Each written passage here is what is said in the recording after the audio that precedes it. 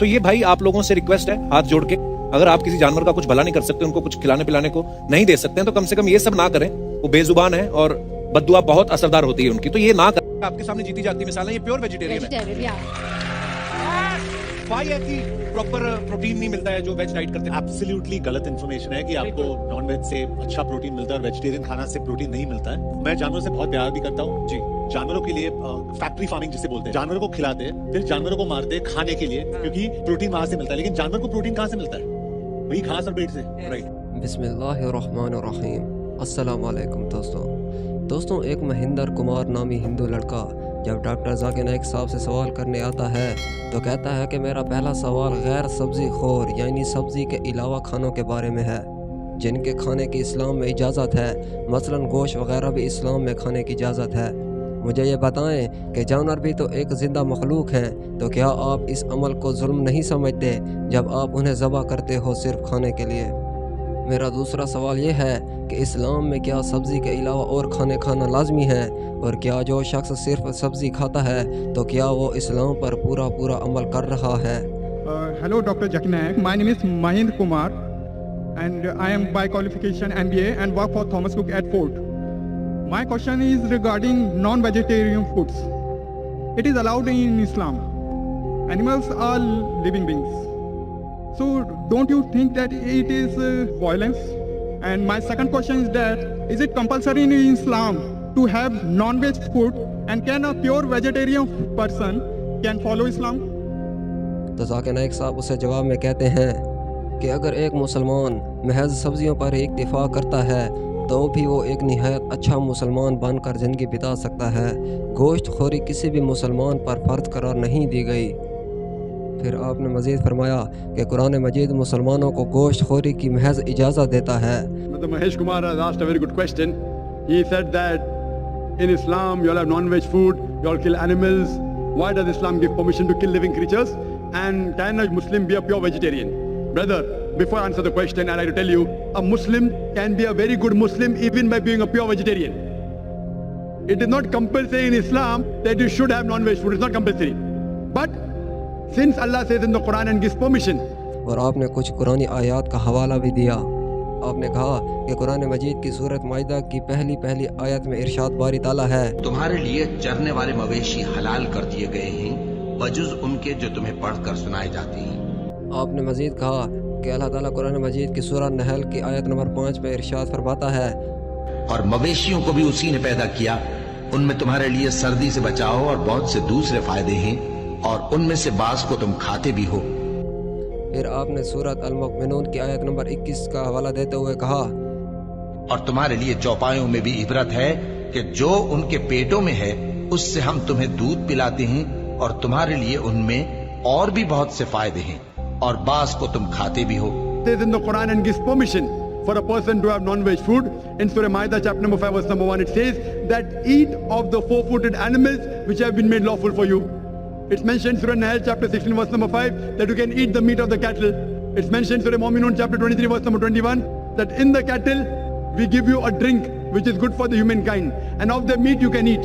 So when Almighty God gives you permission to eat the meat of the lawful animals, then why should we not have? फिर doctor Zakir Naik साहब ने कुरान मजीद के आयात का हवाला देने के बाद साइंसी फ़वाइद बताते हुए कहा, गोश्त और दीगर इंसानी ग़ज़ाएँ लहमियात का एक आला तरीन ज़रिया हैं। गोश्त में हयातियाती तौर पर लहमियात का मुकम्मल तोहफ़ा मौजूद है, यानी इसमें सारे के सारे 8 एमिनो एसिड्स मौजूद हैं जो इंसानी जिस्म में सब के सब अंदर ही अंदर मौजूद नहीं होते, और इंसानी जिस्म को खारजी ज़रिए से उनकी ज़रूरत दरपेश आती है। गोश्त में फौलाद, विटामिन बी और नियासिन भी भरपूर मिकदार में पाई जाती है। Almighty God gives you permission to eat the meat of the lawful animals, then why should we not have? Now coming to the logical reason why Islam permits you to have non-veg food. If we analyze non-veg food, it's rich in protein. The human body, it requires 23 amino acids, out of which 8 are not made in the human body. It should be given by external diet, which are known as essential amino acids. Now these all 8 essential amino acids are present in no kind of vegetable food together. It's only present in flesh food. So the non-veg flesh food is more nutritious as compared to vegetables. फिर आपने कहा कि इंसानी दांतों की साख्त हर तरह की ग़िज़ा के लिए साजगार है। अगर हम सब्ज़ी खोर जानवरों यानी गाय, बकरी और भेड़ वगैरह के दांतों का जायज़ा लें तो उन तमाम जानवरों के दांतों की साख्त हैरान कुन हद तक यकसां है। ऐसे तमाम जानवरों के दांत हमवार और मस्ता होते हैं जो दरअसल घास, सब्ज़ी वगैरह जैसी खुराक चबाने के लिए नहायत मौजू हैं। अगर गोश्तखोर जानवरों के दांतों का मताला मुआयना किया जाए जैसे शेर, चीता वगैरह, तो जाहिर होगा कि इन सब के दांत यकसां साख्त के तेज़, तीखे और नोकदार हैं जो दरअसल गोश्त खाने के अमल में निहायत मुआविन साबित होते हैं। लेकिन अगर हम इंसानी दांतों की साख का जायज़ा लें तो बैक वक्त सीधे, मस्ता, हमवार भी हैं और तेज़ नोकदार भी, यानी इंसान बैक वक्त सब्ज़ी खोर भी वाक़ई हुआ है और गोश्त खोर भी। इंसान के दांतों में दोनों खसूसियात मौजूद हैं। सवाल ये है कि अगर अल्लाह इंसान को सिर्फ सब्ज़ी खोरी तक महदूद रखने का ख्वाबां होता तो अल्लाह हमें नोकदार और गोश्त चबा सकने वाले दांत देता ही क्यों? बिल्कुल मंतकी तौर पर अल्लाह की ज़ात अलीम है, जिसे इल्म है कि इंसान के लिए बेहतर होगा कि वो दोनों तरह की यानी गोश्त और सब्ज़ी ग़िज़ाएँ दोनों इस्तेमाल कर सके। Furthermore, if you analyze, if you see the set of teeth of the herbivorous animals, the cow, the goat, the sheep, they have got flat set of teeth. They only have vegetables, they don't have flesh food. If we analyze the set of teeth of the carnivorous animals, the tiger, the leopard, the lion, they have got pointed set of teeth. They have canine set of teeth. They only have flesh, they don't touch vegetables. If you analyze the set of teeth of the human beings, if you go in the mirror and see, we human beings, we have got flat teeth as well as pointed teeth. If Almighty God wanted us to have only vegetables, why did He give us this canine teeth? Why did He give us this pointed teeth? For what? But naturally to have non-veg food, to have the flesh food. फिर ज़ाकिर नाइक साहब ने मज़ीद कहा कि इंसान सब्ज़ी और गोश्त दोनों हज़म कर सकता है। सब्ज़ी खोर जानवरों का निज़ाम इंहिज़ाम सिर्फ सब्ज़ियाँ या नबातात ही हज़म कर सकता है, जबकि गोश्त खोर जानवरों का निज़ाम इंहिज़ाम सिर्फ गोश्त ही हज़म करने का मुतहम्मिल हो सकता है। लेकिन ये अल्लाह ताला की आला हिकमत है कि इंसानी मादा में ऐसा निज़ाम इंहिज़ाम से जो सब्ज़ी और गोश्त दोनों तरह की ग़िज़ाएँ हज़म करने की सलाहियत का हामिल है। अगर खुदाए कादिर व अलीम की रज़ा ये होती कि हम सिर्फ सब्ज़ी ही खाएँ तो हमें ऐसा निज़ाम इंहिज़ाम बख्शता ही क्यों जो सब्ज़ी और गोश्त दोनों तरह की ग़िज़ा बआसानी हज़म कर सकता है। Furthermore, if we analyze the digestive system of the human being, if you compare it to the herbivorous animals, cow, goat, sheep, they can only digest vegetables. The digestive system of the carnivorous animals, tiger, leopard, lion, they can only digest flesh food, they cannot digest vegetable. The digestive system of the human beings can digest both. It has small intestine, big intestine. It can digest vegetables as well as flesh food. It can digest both. So if Almighty God wanted us to have only vegetables, why did He give us the digestive system which can digest both? फिर ज़ाकिर नाइक साहब ने हिंदुओं के सहाइफ का हवाला देते हुए कहा कि हिंदुओं के सहाइफ में गोश्त खाने की इजाज़त है। आपने कहा कि हिंदुओं की अक्सरियत सब्ज़ी खोरी की शिद्दत से पाबंदी करती है। उनके ख़याल में गोश्त खोरी हिंदू मज़ाहिब में हराम है, हालांकि असल हकीकत यह है कि हिंदू मजहबी सहाइफ इंसान को गोश्त खोरी की इजाज़त देते हैं। फिर आपने कहा मनुस्मृति हिंदुओं की किताब कानून है जिसमें मज़कूर है कि जिन जानवरों का गोश्त खाना जायज़ है उनका गोश्त खाने वाला किसी बुराई का मुर्तकिब नहीं होता, भले वो रोज़ के रोज़ ही गोश्त खाता हो, इसलिए कि खुदा ने कुछ मखलूक को खाने और कुछ मखलूक को खाए जाने की खातिर तख्लीक किया है। फिर आपने उनकी किताबों का मज़ीद हवाला देते हुए कहा, देखिए मनुस्मृति के अगले ही बाब यानी बाब 5 के 31वें श्लोक में यूँ मरकूम है, गोश्तखोरी जायज़ फ़ाल है, ख़ास तौर पर अगर मज़बूहा जानवर कुर्बानी का जानवर हो। परंपरा यही है कि उसे खुदाओं का कानून जाना जाए। आपने मज़ीद कहा कि कानून किताब यानी मनुस्मृति ही के बाब 5 के श्लोक 39 और 40 में लिखा हुआ है, खुदा ने ही भेंट चढ़ाए जाने वाले जानवरों को तख्लीक किया ताकि वो कुर्बानी का ज़रिया बने, इसलिए कुर्बानी की नीयत से किसी जानवर का कत्ल नहीं। As far as you analyze, many of the Hindus think that Hinduism prohibits the eating of flesh food. In fact, if you read, it's mentioned in Manusmriti, chapter number 5, verse number 30. Almighty God has created some animals to eat and some to be eaten. If you eat the animals that have been created to be eaten, then it's not a sin. Manusmriti chapter number 5, verse number 31 says that Almighty God created some animals for sacrifice. Killing them is not a sin. Manusmriti chapter 5, verse number 40 says that killing sacrificial animals for sacrifice is permitted. It is the law of the God. So in Hindu scriptures, it's permitted to have non-veg food. If you read the Vedas and the other scriptures, sages and sons, they ate non-veg food, they even ate beef. If you read Mahabharata, Anushasan Parv, chapter number 88, when the Pandavas together, Yudhishthir, who is the eldest brother of the Pandav, he asks Bhishma that what food should we give in yagna, in puja, in sacrifice, so that our ancestors will be satisfied. आपने कहा, युधिष्ठिर ने कहा, ओ अजमत और जलाल और ताकत के देवता, हमें सुझा कि वो कौन सी चीज़ें हैं जो अगर तेरी नज़र गुजारी जाएं तो उनका अजर अब्दुल आबाद तक रहेगा, और वो कौन सी अशिया हैं जो तेरे चरणों में कुर्बान कर दी जाएं तो हदूद वक्त के उस पार तक खुरम व शादा रहेगा। जवाबन फशमा कहने लगा, सुनो मैं बतलाता हूँ, यह दश्तर के श्रद्धा के मौके पर अदायगी रसूम में जहाँ लोगों की तरफ से तिल, चावल, जौ, माशा, पानी, जड़ी बूटियाँ और फल पेश किए जाएंगे तो ऐ शहनशाह, देवी देवता एक महीने तक के लिए खुश हो जाएंगे।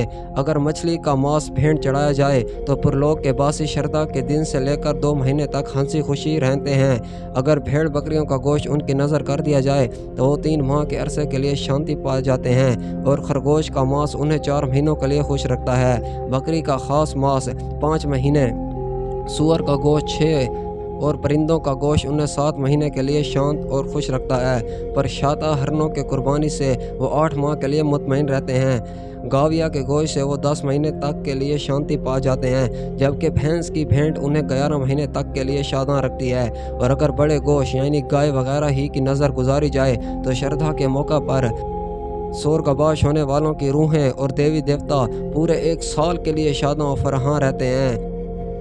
If you read Mahabharata, Anushasan Parv, chapter number 88, when the Pandavas together, Yudhishthir, who is the eldest brother of the Pandav, he asks Bhishma that what food should we give in yagna, in puja, in sacrifice, so that our ancestors will be satisfied.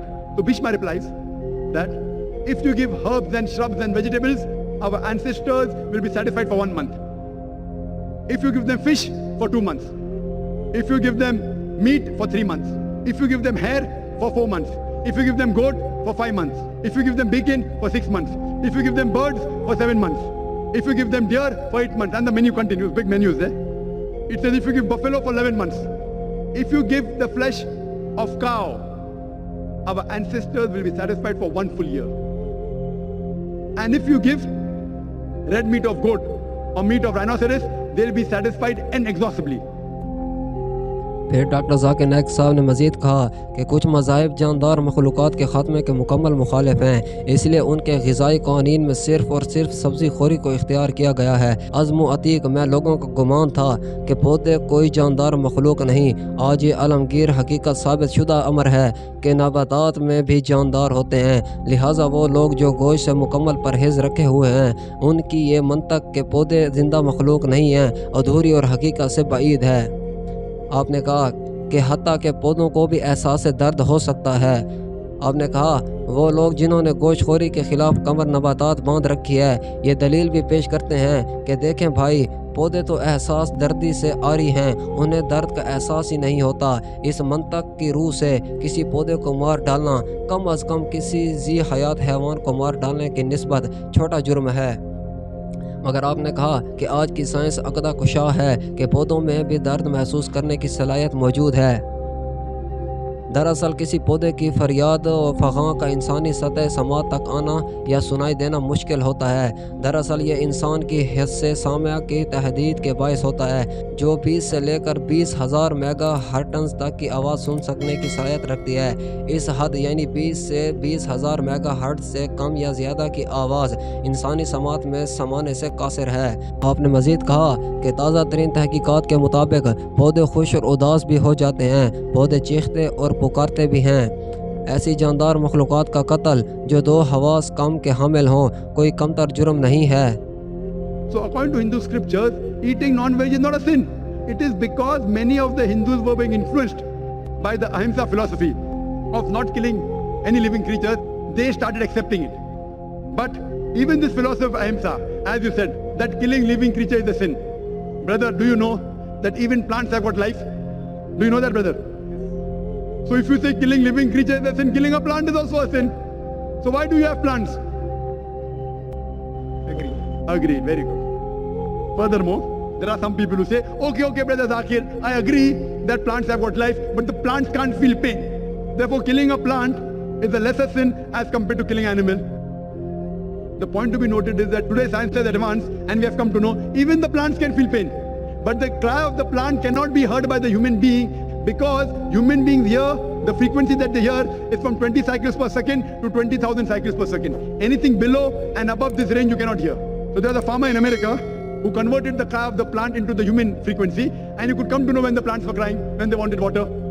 आपने कहा कि एक शख्स ने सवाल किया कि पौधों में तो फिर 2 या 3 हवास होते हैं जबकि जानवरों में 5 हवास यानी पूरे हवास खमसा होते हैं। इस सूरत में एक पौधे का खात्मा एक जानवर के खात्मे की निस्बत कमतर जुर्म में शामिल होता है। तो जाकिर नाइक साहब ने कहा कि फ़र्ज़ करें कि खुदा न खास्ता आपका भाई बहरा और गूंगा पैदा होता है, यानी आम लोगों की निस्बत उसमें वो हवास हिस्से शामे व हिस्से सामे कम पाए जाते हैं। बड़ा होने पर कोई उसे मार डालता है। अब बतलाइए, क्या जज आपसे ये कहेंगे कि मुजरिम को सज़ा कम से कम दी जाए क्योंकि आपके मकतूल भाई के 2 हवास सिरे से थे ही नहीं, बल्कि इसके बरअक्स आप तो असल में ये कहेंगे कि इस बेहिस कातिल ने एक गूंगे बहरे मासूम को कत्ल कर दिया। जनाब मुंसिफ को चाहिए कि इसे सख्त सज़ा दें। There's another person who came and argued with me and told me, Brother Zakir, I agree with you that plants have got life, plants can feel pain, but the plants have got about 2 senses less as compared to the animals. Therefore, killing a plant is a lesser sin as compared to killing an animal. I'm asking you the question, brother. Suppose your brother, your elder brother, he is born deaf and dumb. After he grows up, and someone comes and kills him, so will you go and tell the judge, me Lord, give the murderer less punishment because my brother had 2 senses less, he could not hear, he could not speak? Will you say that? In fact, you will say, give the murderer double punishment. He could not hear, he could not speak, my brother was masoom, he was innocent. फिर आपने कुरान मजीद की सूरत बकरा की आयत number 168 का हवाला देते हुए कहा कि ऐ लोगों, खाओ वो चीज़ें जो हैं ज़मीन में हलाल और पाकीज़ा और ना पैरवी करो शैतान के कदमों की, बेशक वो तुम्हारा खुला दुश्मन है। So in Islam it does not work like that, 2 senses or 3 senses. The Quran says in Surah Baqarah chapter number 2 verse number 168, eat of the good things we have provided to you. As long as the food is halal, it's tayyib for you, you can have it. And furthermore, I personally have got no problem if the non-Muslims don't have non-veg. I've got no problem. Only if they tell me eating non-veg is a sin, it's a crime, that's the time I give the reply. Otherwise, if the non-Muslims in India, they don't have non-veg, it's beneficial for me. If all the non-Muslims in India start having non-veg, then the prices of mutton and beef will rise. It'll be more expensive for me to have it. So personally, I've got no problem. Hope that satisfies your question, brother. Yeah, definitely, sir. दोस्तों, video अच्छी लगी हो तो like करके, channel पर नए आए हैं तो सब्सक्राइब करना हरगिज़ मत भूलिएगा। अल्लाह हाफिज़।